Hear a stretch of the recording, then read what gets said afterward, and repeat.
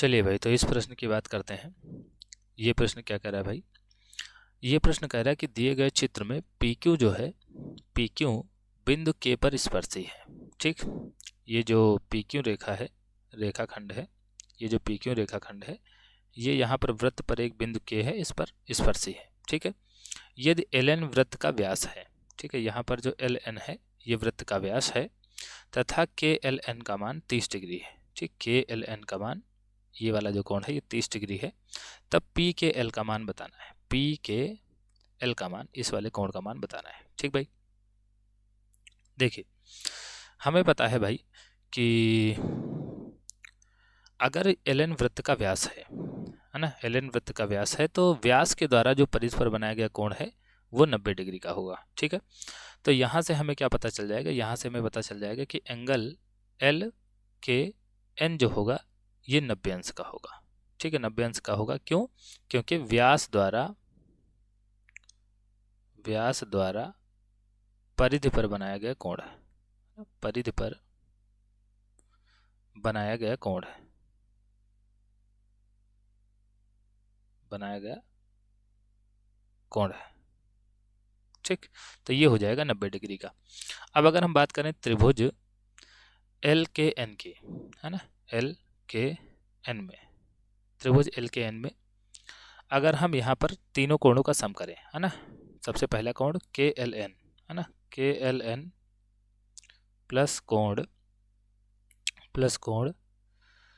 L, या फिर ऐसे कह सकते हैं, हाँ, LKN, है ना, KLN और LKN और प्लस कोण LNK। देखिए भाई, KLN तो ये है KLN, और LKN तो LKN ये वाला कोण है, और फिर LNK तो LNK ये वाला कोण है। ठीक, तो अगर तीनों कोणों का योग करें भाई, तो तीनों कोणों का योग कितना आएगा? 180। ठीक, और KLN, है ना, KLN जो है, KLN इसका मान दिया गया है 30 डिग्री, है ना, तो ये हो गया 30 डिग्री।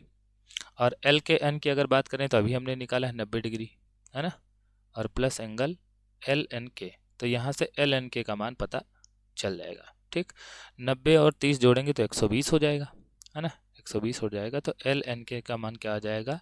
180 माइनस 120, यानी कि यहाँ से आ जाएगा 60 डिग्री। ठीक, तो एंगल LNK का मान कितना आ गया? 60 डिग्री।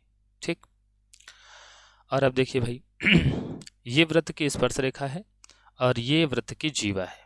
ठीक, तो जीवा और स्पर्श रेखा के बीच में बना हुआ कोण है, और ये कोण बराबर होगा इस कोण के, है ना, यानी कि ये वाला जो कोण है ये इस कोण के बराबर होगा, क्योंकि ये एकांतर वृत्तखंड में स्थित कोण है। ठीक है, तो हमें पता है भाई कि एंगल जो PKL होगा, PKL जो होगा ये बराबर होगा एंगल LNK के। LNK के क्यों बराबर होगा? क्योंकि एकांतर वृत्तखंड में स्थित कोण है, एकांतर वृत्तखंड के कोण है, खंड के कोण है। ठीक भाई, तो यहाँ से जो एंगल PKL होगा इसका मान आ जाएगा 60 डिग्री। ठीक भाई, तो आशा है भाई ये क्वेश्चन आपको समझ में आया होगा, और अगर क्वेश्चन आपको समझ में आते हैं भाई तो आप लोग कमेंट लिखा करिए, ताकि हमको भी थोड़ा सा अच्छा लगे, मोटिवेशन मिले, और चैनल को सब्सक्राइब करिए। ठीक भाई, तो ठीक है, चलिए मिलते हैं अगली वीडियो में। धन्यवाद।